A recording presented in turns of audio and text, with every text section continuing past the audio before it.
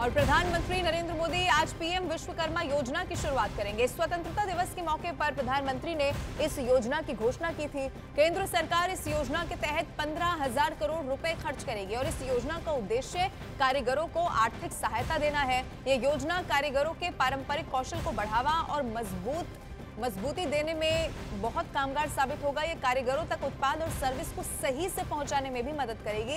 इस योजना के तहत लाभार्थियों को 15,000 रुपए का टूल किट भी उपलब्ध कराया जाएगा। विश्वकर्मा योजना की बड़े स्तर पर लॉन्चिंग के लिए देश भर में 70 शहरों में केंद्र सरकार के 70 मंत्री मौजूद रहेंगे। विश्वकर्मा योजना के लॉन्च के मौके पर मंत्रियों की जिम्मेदारी भी तय कर दी गई है।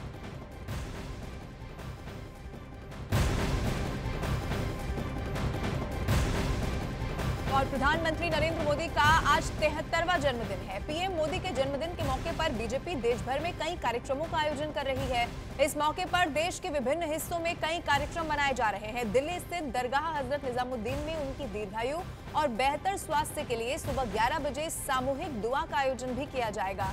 इसमें बीजेपी अल्पसंख्यक मोर्चा के राष्ट्रीय अध्यक्ष जमाल सिद्दीकी भी मौजूद रहेंगे। और इसके साथ ही केंद्रीय स्वास्थ्य मंत्रालय आज से 2 अक्टूबर तक पूरे देश में आयुष्मान भवः अभियान चलाने वाला है।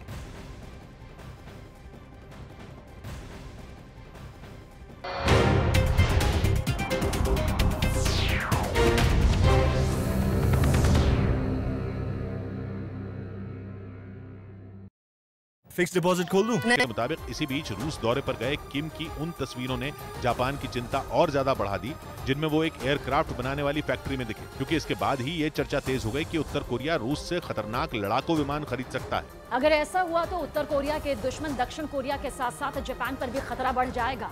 दावा किया गया कि इसी बात से घबराए जापान ने उत्तर कोरिया के साथ बिना किसी शर्त के बातचीत करने और आपसी विवादों को खत्म करने का प्रस्ताव रख दिया। अयोध्या में बन रहे राम जन्मभूमि परिसर का एक्सक्लूसिव नक्शा सामने आया, जिसमें 70 एकड़ इलाके में कहां पर क्या बन रहा है उसे सिलसिलेवार तरीके से दिखाया गया। और इस नक्शे में मुख्य मंदिर, मंदिर परिसर और तीर्थ क्षेत्र परिसर समेत सभी जगहों को दिखाया गया। खबर है कि प्राण प्रतिष्ठा की तैयारी के लिए मंदिर के भूतल को तैयार किया जा रहा है। समाजवादी पार्टी के नेता आजम खान और उनके करीबियों के ठिकानों पर इनकम टैक्स विभाग की छापेमारी तीसरे दिन खत्म हो गई। रेड खत्म होने से पहले 60 घंटे तक आयकर विभाग के अधिकारियों ने आजम खान के घर छानबीन और जांच पड़ताल की। और इस दौरान आयकर विभाग की टीम ने आजम खान के घर पर एक प्रिंटर मंगवाया।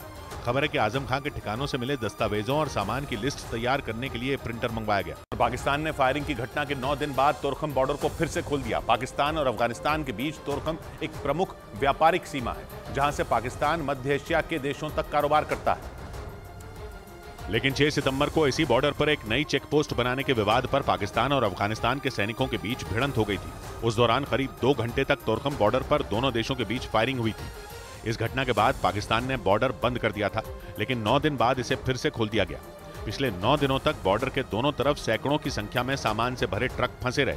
पाकिस्तान की मीडिया के मुताबिक सीमा को खोलने के लिए अफगानिस्तान और पाकिस्तान के बीच 11 सितंबर को एक बैठक हुई थी, जो बेनतीजा रही थी। इसके बाद कारोबारियों, मजदूरों और कुछ संगठनों ने तोरखम बॉर्डर को बंद रखने के खिलाफ प्रदर्शन किया, लेकिन एक रोज पहले दोनों देशों के बीच बनी सहमति के बाद तोरखम बॉर्डर को खोल दिया गया।